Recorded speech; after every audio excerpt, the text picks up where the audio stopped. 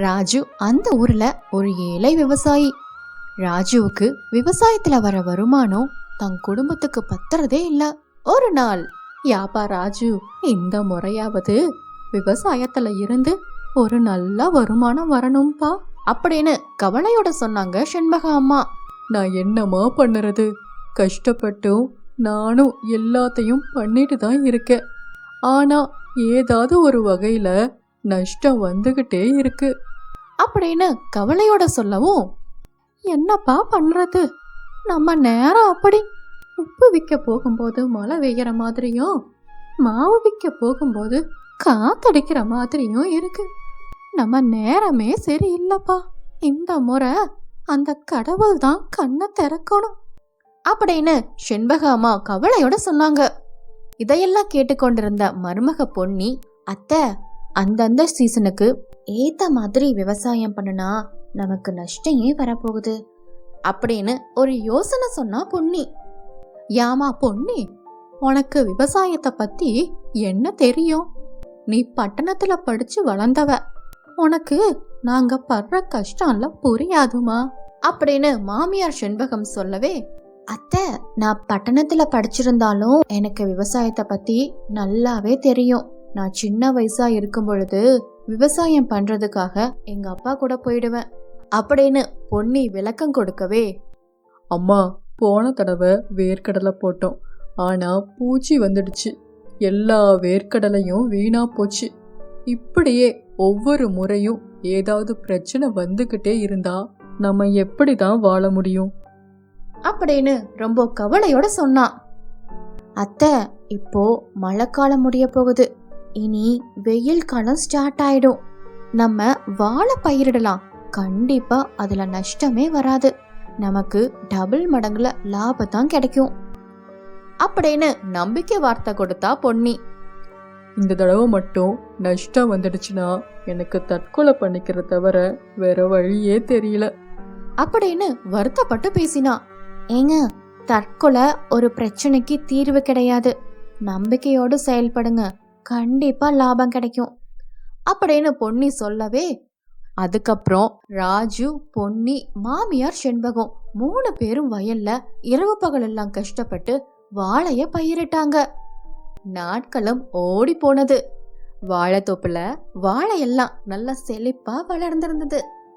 ஒரு நாள் வயக்காட்டுல பக்கத்து கிராமத்து விவசாயி ஒருத்தர் ராஜுவை பார்த்தாரு. யப்பா ராஜு, உன் வயல்ல வாழை மரமெல்லாம் நல்ல செழிப்பா இருக்கே, பரவாயில்லையே, இந்த முறை உனக்கு நிச்சயம் லாபம்தான் அப்படின்னு சொல்லவும் ராஜுவுக்கு ரொம்ப சந்தோஷமா இருந்தது. நீ வேறப்பா, மழை காலம் முடிஞ்சு போச்சு, காத்து காலம் ஆரம்பிக்க போகுது. அடிக்கிற காத்துல தோப்பு அழிஞ்சாலும் அழிஞ்சு போயிடும். எதுக்கோ நீயே கொஞ்சம் ஜாக்கிரதையா இரு அப்படின்னு ஒவ்வொருத்தரும் ஒவ்வொரு மாதிரி சொல்லவும் ராஜுவுக்கு மனசு பதறி போச்சு. தோப்பு பக்கத்திலேயே ரொம்ப கவலையோட உட்கார்ந்து கொண்டிருந்தான். போது வாழை வியாபாரி சுந்தரம் வந்தாரு. என்னப்பா ராஜு, இங்க உட்காந்துட்டு இருக்க? சரி சரி, உன் தோப்பை பார்த்துட்டு தான் வர. எல்லாம் செழிப்பா வளர்ந்து எல்லா வாழையிலையும் கொலகாய்ச்சி கிடக்குது. ஏப்பா, இந்த வாட்டி எல்லா வாழையும் எனக்கே கொடுத்துறேன். இப்பவே வேணாலும் அட்வான்ஸை கொடுத்துட்டு போறேன் அப்படின்னு சொல்லவும் ராஜுவுக்கு ரொம்ப சந்தோஷமா போச்சு. ஐயா, இன்னும் 1 வாரம் ஆகுங்க.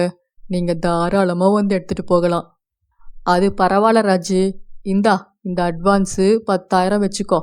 நான் 1 வாரம் கழிச்சு எல்லா வாழைகளையும் எடுத்துட்டு போயிடுறேன் அப்படின்னு சந்தோஷமா சொல்லிட்டு பணத்தையும் கொடுத்துட்டு அங்கிருந்து போனாரு சுந்தரம். ராஜு ரொம்ப சந்தோஷத்தோடவும் குழப்பத்தோடவும் வீட்டுக்கு வந்தான். யாப்பா ராஜு, வந்துட்டியா? சரி சரி, என்னாச்சு உனக்கு? நம்ம வயக்காட்டுல வாழை மரமெல்லாம் வளர்ந்து கொலையும் காய்ச்சி கிடக்கு. இனி நமக்கு என்னப்பா கவலை? அப்படி இருக்கும் பொழுது ஏன் மூஞ்சி உம்முன்னு வச்சிருக்க? இல்லம்மா, பொன்னி சொன்ன யோசனைப்படிதான் நானும் செய்தேன். ஆனா ஊருக்காரங்க ஒவ்வொருத்தரும் ஒவ்வொரு மாதிரி பேசுறாங்க. அதையெல்லாம் கேட்கும்போது ரொம்ப பயமா இருக்கு. ஏங்க, எல்லாமே நல்லதே நடக்கும், நம்பிக்கையோட இருங்க. இன்னும் 2-3 நாள்ல வாழைக்கொலையெல்லாம் அறுவடை பண்ணிடுவோம் அப்படின்னு பொன்னி சொல்லவும், பொன்னி, இந்தா 10,000 ரூபாய். நம்ம சுந்தரம் சாரு முன்னாடியே வாழைக்கொலையெல்லாம் வேணும்னு அட்வான்ஸா 10,000 ரூபாய் கொடுத்துட்டு போயிட்டாரு. இதோ உள்ளவை அப்படின்னு சொல்லவும் பொன்னியும் அதை வாங்கிட்டு போய் உள்ள வச்சான். நாட்களும் ஓடி போனது. அன்னைக்கு ராத்திரி எதிர்பார்க்காம பலத்த மழை பெஞ்சுது. காத்தும் அதிகமா அடிச்சுது. ராஜுவோட வாழைத்தோப்புல மழையும் காத்துமா அடிச்சு எல்லா வாழை மரமும் சாஞ்சு போச்சு. விடிய காலையில வந்து பார்க்கும் பொழுது ஒரு வாழை மரம் கூட நிக்கல. எல்லாம் விழுந்து கிடந்தது. ராஜுவுக்கு இந்த முறையும் பெரிய நஷ்டம் ஏற்பட்டது. என்ன செய்யறதுனே தெரியாம ரொம்ப கவலையோட இருந்தான். ஏமா பொன்னி, அவன் பேச்ச கேட்டு வாழை மரத்தை போட்டான். என்ன ஆச்சு? காத்தடிச்சு இந்த வாட்டியும் எல்லாம் நஷ்டமாயி போச்சு அப்படின்னு ரொம்ப கோவத்தோட பேசினாங்க. அத்தை, மழையும் காத்தும் வரும்னு எனக்கு எப்படி தெரியும்? நஷ்டம் நமக்கு மட்டும் இல்ல, எல்லா விவசாயிகளுக்கும் தான் அப்படின்னு பொன்னி சொல்லவே 2 நாள்ல மழை பெஞ்சு ஓஞ்சு முடிஞ்சுது. ஏங்க, இப்படியே தலையில கைய வச்சுட்டு உட்கார்ந்துட்டு இருந்தா சரியா போயிடுமா என்ன? அடுத்தது நம்ம என்ன செய்யலாம்னு யோசிக்கலாம். இனி செய்யறதுக்கு என்ன இருக்கு? எல்லாமே நாசமா போச்சு. ஆதங்கத்தோட பேசி கொண்டிருந்தாங்க மாமியார் செண்பகமும் ராஜுவும். அப்போ பொன்னியோட அம்மா கால் பண்ணிருந்தாங்க. ஏமா பொன்னி, எப்படிமா இருக்க? ஆமா, அங்க 2-3 நாளா மழை பெஞ்சதுன்னு கேள்விப்பட்டனே. நீங்க வேற வாழைய போட்டிருக்கீங்க. அதுதான் என்னன்னு விசாரிக்கலான்னு கூப்பிட்டேன். ஆமாமா, வாழைத்தோப்பெல்லாம் சாஞ்சு போயிடுச்சு. எல்லாமே விழுந்துடுச்சு. என்ன பண்ணறதுனே தெரியாம தவிச்சுக்கிட்டு இருக்கோம். பொன்னி, கவலைப்படாதம்மா. அரசாங்கம் நஷ்டம் அடைந்த விவசாயிகளுக்கெல்லாம் நஷ்ட ஈடு தருவாங்க.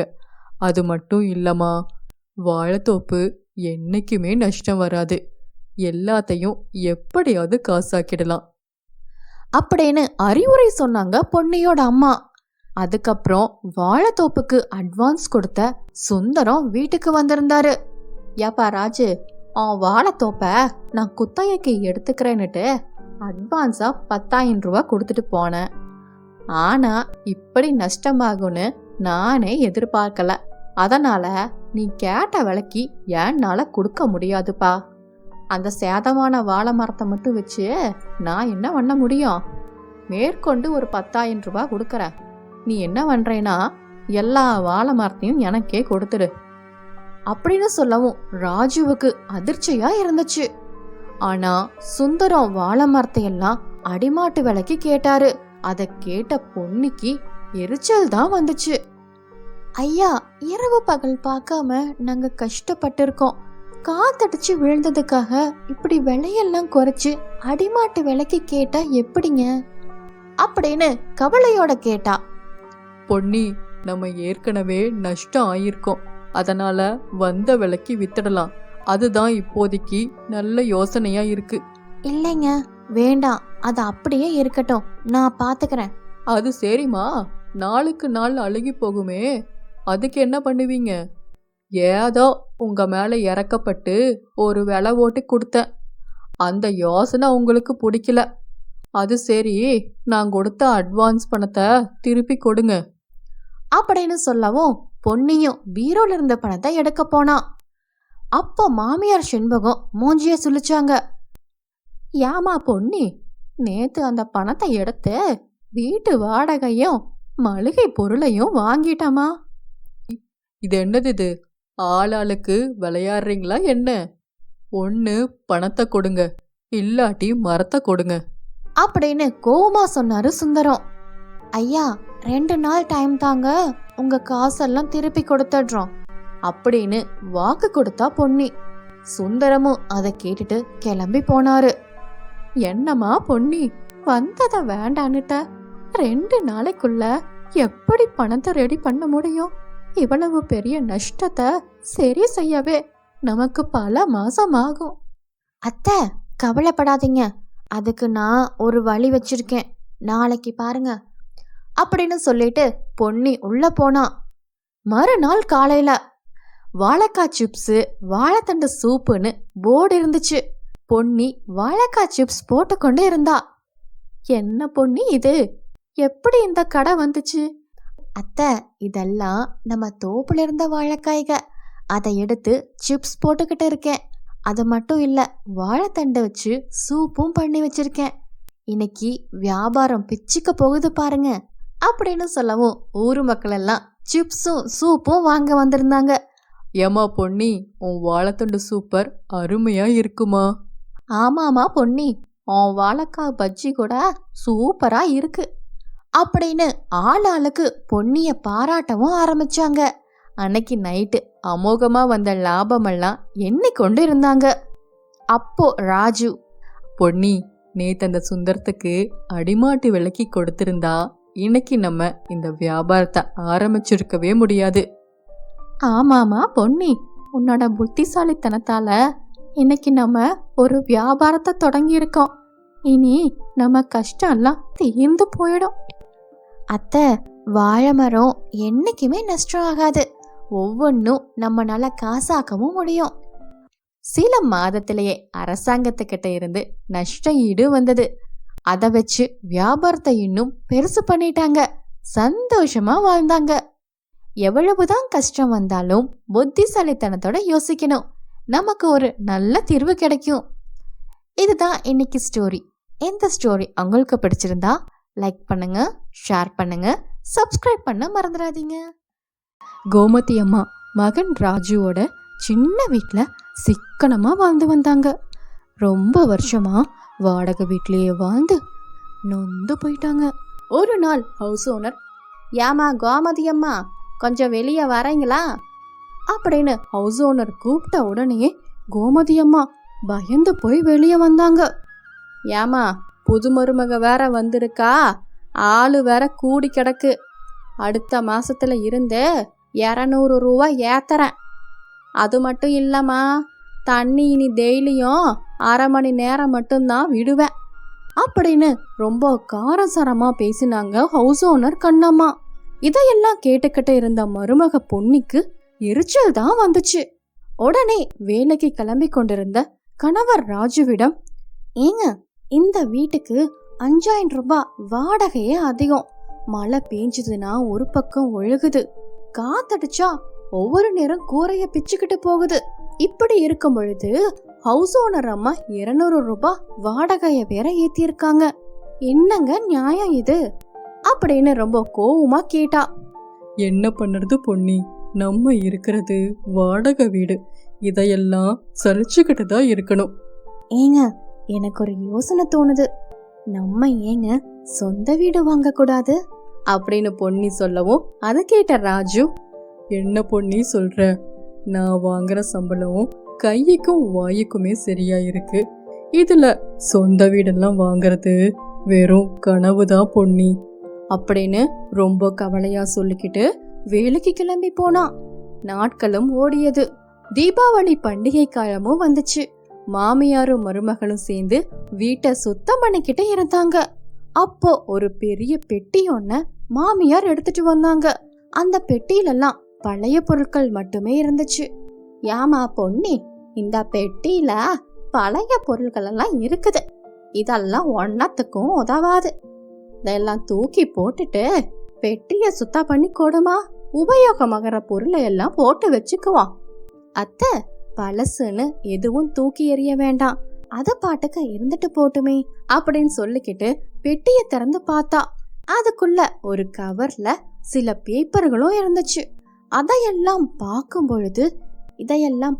பொழுது ஏதோ நிலப்பத்திரம் மாதிரி இருக்குத.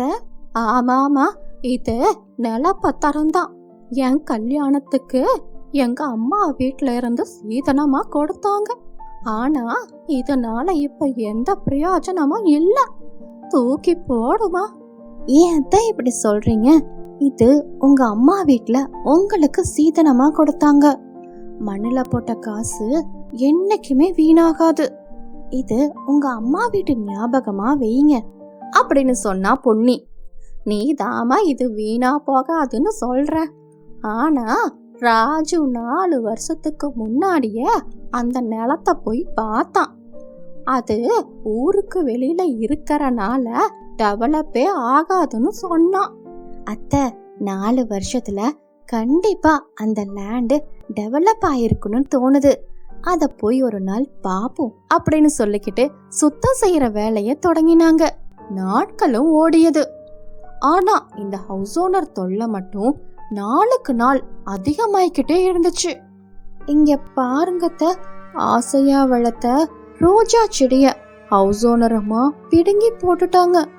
கேட்டதுக்கு பூச்சி வரும்னு சொல்றாங்க அப்படின்னு அழுது கொண்டே சொன்னா பொன்னி. என்னமா பண்ணுறது, வாடகை வீட்டுல இருக்கிற வரைக்கும் இதையெல்லாம் அனுபவிச்சுதாமா ஆகணும்.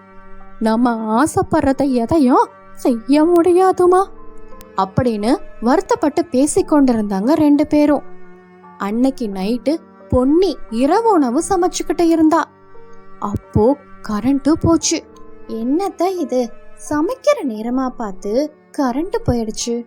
கரண்ட் எல்லாம் போகல பொன்னி, ஹவுஸ் ஓனர் தான் ஃபியூஸ புடுங்கிட்டாங்க. 2 மாசம் வாடகை பாக்கி. இன்னைக்கு முதல் தேதியும் பிறந்துருச்சு. மொத்தம் 3 மாசம் வாடகை பாக்கி. அதுக்கு தாமா இப்படி பண்ணறாங்க. அத்தை, நமக்கு ஒரு விடிவு காலமே வராதா அப்படின்னு வருத்தப்பட்டு பேசினா பொன்னி. அப்போ வேலைய முடிச்சுக்கிட்டு ராஜு வீட்டுக்கு வந்தான். நடந்ததையெல்லாம் சொன்னா பொன்னி. பொன்னி, இதெல்லாம் எங்களுக்கு பழகி போச்சு. நமக்கும் நல்ல காலம் வராமையா போயிடும். பொறுமையா இருப்போம் அப்படின்னு ரொம்ப வருத்தப்பட்டு பேசினா ராஜு. தினமும் கொசுக்கடினாலும் வெக்கையினாலும் அறக்குறையா தூங்கி கொண்டிருந்தா பொன்னி. மறுநாள் பொன்னி வீட்டுக்கு வெளியே ஒரே யோசனையா உட்கார்ந்து கொண்டிருந்தா. இதுக்கு மேல பொறுமையா இருக்க முடியாது, சொந்த வீடு எப்படியாவது வாங்கியே ஆகணும் அப்படின்னு பிடிவாதமாக இருந்து அதற்கான முயற்சியும் எடுத்தா. ஒரு நாள் மாமியாருடைய நிலத்தை பார்க்க சென்றா. அந்த நிலத்துக்கும் போய் சேர்ந்தா. அந்த நிலத்துல ஏதோ ஒரு இடத்துல மட்டும் மேடு போல இருந்துச்சு. பக்கத்துல போய் பார்த்தா. சரி, தோண்டி பார்க்கலாமேன்னுட்டு தோண்டவும் ஆரம்பிச்சா. 5 அடி தோண்டினான். தோண்டி பார்க்கும் பொழுது அதுக்குள்ள ஒரு மூட்டை இருந்தது. அந்த மூட்டை கொஞ்சம் வெயிட்டாகவும் இருந்தது. அத அப்படியே எடுத்துக்கிட்டு வீட்டுக்கு போனான். வீட்டுக்கு போய் பிரிச்சு பார்க்கும்போது அதுல கட்டுக்கட்டா பணமும் நகையும் இருந்தது. அத பார்த்த உடனே அவங்க எல்லாத்துக்கும் அதிர்ச்சி. ஏமா பொன்னி, இந்த நகையையும் பணத்தையும் வச்சு நம்ம ஒரு புது வீடு வாங்குவோம். கடவுள் நமக்கும் நல்ல வழிய காட்டிட்டாரு. ஆமா பொன்னி, அப்படியே இந்த பணத்தை வச்சு ஒரு வியாபாரமும் ஆரம்பிக்கலாம். அப்பதான் யாருக்கும் சந்தேகமும் வராது. இவங்க பேசுறதெல்லாம் பார்க்கும் பொழுது பொன்னிக்கு ஒரே குழப்பமா இருந்துச்சு. மறுநாள் ஹவுஸ் ஓனர் வந்தாங்க. ஏமா கோமதி அம்மா, எப்பதான் வாடகை தருவீங்க? இதோட 3 மாசம் ஆக போகுது. முடியலைனா வீட்டை காலி பண்ணிடுங்க. கொஞ்சம் டைம் கொடுங்கம்மா. பையனுக்கு இந்த மாசம் சம்பளம் வந்துடும். அதெல்லாம் எனக்கு தெரியாது. 2 நாள் தான் டைம் தருவேன். அதுக்குள்ள வாடகைய மொத்தமா கொடுங்க. இல்லைனா சாமான சட்டி எல்லாம் தூக்கி வெளியே போட்டுடுவேன் அப்படின்னு மிரட்டிக்கிட்டு போனாங்க ஹவுஸ் ஓனர் அம்மா. பொன்னி, இனி நேரத்தை கடத்த வேண்டாமா? இதுல இருக்கிற பணத்தை எடுத்து முதல்ல வீட்டு வாடகை கொடுத்துடுவோம். இல்லைனா நம்ம மான மரியாதை எல்லாம் போயிடுமா அப்படின்னு ரொம்ப கவலையோட பேசினாங்க மாமியார். அத்தை, இது நம்ம பணம் இல்ல, எடுத்து செலவு செய்ய. கீழே கிடைச்ச பொருள் எல்லாம் அரசாங்கத்துக்கு தான் சேரணும். நம்ம இத போலீஸ் ஸ்டேஷன்ல கொடுத்துடுவோம் அப்படின்னு சொல்லிக்கிட்டு உடனே கமிஷனர் ஆபீஸ்க்கு தகவல் கொடுத்தா. போலீஸும் வீட்டுக்கு வந்தாங்க. ஏம்மா, நீ தானே பொன்னி? நீ சொன்ன லொகேஷனுக்கு எங்க டீம் அனுப்பிச்சு பார்த்தோம். ரொம்ப நாளா போலீஸ ஏமாத்திக்கிட்டு இருந்த திருடனுங்களை நாங்க பிடிச்சிட்டோம். அவனுங்க பக்கத்து ஊரு மக்கள் கிட்ட இருந்து நிறைய பணமும் நகையும் கொள்ளையடிச்சுக்கிட்டு இருந்தாங்க. கடந்த 2 மாசமா பக்கத்து ஊரு மக்கள் கிட்ட இருந்து தினமும் நகைய காணோம், பணத்தை காணோன்னு எங்க போலீஸ் ஸ்டேஷனுக்கு கம்ப்ளைண்ட் மேல கம்ப்ளைண்ட் வந்துகிட்டே இருந்தது. இதெல்லாம் அந்த ஊரு மக்களோட பணமா? இத கண்டுபிடிச்சு கொடுத்ததுக்கு ரொம்ப நன்றி. மறுநாள் ஊர் மக்கள் எல்லாரும் தகவல் தெரிஞ்ச உடனே பொன்னியோட வாசலுக்கு வந்து நின்றாங்க. கோமதி அம்மா, எவ்வளவு பெரிய காரியம் பண்ணிருக்கிறீங்க, ரொம்ப நன்றி. ஆமாமா, என் பொண்ணு கல்யாணத்துக்காக சிறுக சிறுக சேர்த்து வச்சிருந்த பணம் ஒரே முட்டையா திருடி போயிடுச்சு. கடவுளா பார்த்துதான் அந்த இடத்துக்கு உங்க மருமக பொன்னிய அனுப்பிச்சிருக்கான் அப்படின்னு ஊர் மக்கள் எல்லாம் பாராட்டிக்கிட்டு இருந்தாங்க பொன்னிய. அப்போ ஊர் தலைவர் வந்தாரு. கோமதி அம்மா, எங்க ஊரே உங்க குடும்பத்துக்கு கடமைப்பட்டிருக்கு. இதனால உங்க குடும்பத்துக்கு எங்க ஊரு சார்பா ஏதாவது உதவி செய்யலான்னு இருக்கோம் அப்படின்னு ஊர் தலைவர் சொல்லவும் அதை கேட்ட பொன்னி, ஐயா, எங்களுக்கு ஏதாவது உதவி பண்ணணும்னு நினைச்சீங்கன்னா எங்களுக்கு சொந்தமான இடம் உங்க ஊர்ல இருக்கு, அத உங்க மூலியமா வித்து கொடுங்கய்யா அப்படின்னு பொன்னி சொல்லவும், இதுக்கு ஏன் தயங்குற பொன்னி? அந்த நிலத்தை நானே வாங்கிக்கிறேன். இன்னைக்கே அதுக்கான வேலையையும் ஆரம்பிச்சிடுறேன். கவலைய விடு. 2 நாள் கழிச்சு ஊர் தலைவர் அதுக்கான அட்வான்ஸ் தொகை 2 லட்சத்தை கொடுத்தாரு. பொன்னி, நம்ம சொந்த வீடு வாங்க போறோம். அதுக்கான அட்வான்ஸ் பணமும் கொடுத்துட்டாங்க அப்படின்னு மகிழ்ச்சியோட பேச, உங்களுக்கு இன்னியொரு சந்தோஷமான செய்தியும் இருக்கு. இன்னைக்கு என்ன கமிஷனர் ஆபீஸ்ல கூப்பிட்டாங்க. என்ன பாராட்டி இந்த பணத்தை அன்பளிப்பா கொடுத்தாங்க அப்படின்னு சொல்லிக்கிட்டு 5 லட்சம் ரூபாய்க்கான செக்கை எடுத்து காட்டினா. பொன்னியோட கனவு நினைவானது. நிலத்தை வித்ததுனால கிடைச்ச பணம் 8 லட்சம் ரூபாய் ஊர் தலைவர் கோமதி அம்மா கிட்ட கொடுத்தாங்க. ஏமா பொன்னி, இந்த நிலம் ஒன்னுத்துக்கு உதவாதுன்னு நினைச்சேன். ஆனா இன்னைக்கு அந்த நிலத்தினால 10 லட்சம் ரூபாய் நமக்கு கிடைச்சிருக்கு. எப்படியோ பொன்னிக்கு சொந்த வீடு கனவு நினைவானது. சந்தோஷமா சொந்த வீட்டுல எந்த தொல்லையும் இல்லாம வாழ்ந்தாங்க. சிறு துரும்போ பல்குத்த உதவும் சொல்லுவாங்க. நம்ம எதையும் மட்டம் தட்டி பேசக்கூடாது. நேரம் வரும் பொழுது அதுக்கான நன்மையும் கிடைக்கும்.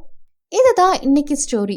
இந்த ஸ்டோரி உங்களுக்கு பிடிச்சிருந்தா லைக் பண்ணுங்க, ஷேர் பண்ணுங்க, சப்ஸ்கிரைப் பண்ணுங்க.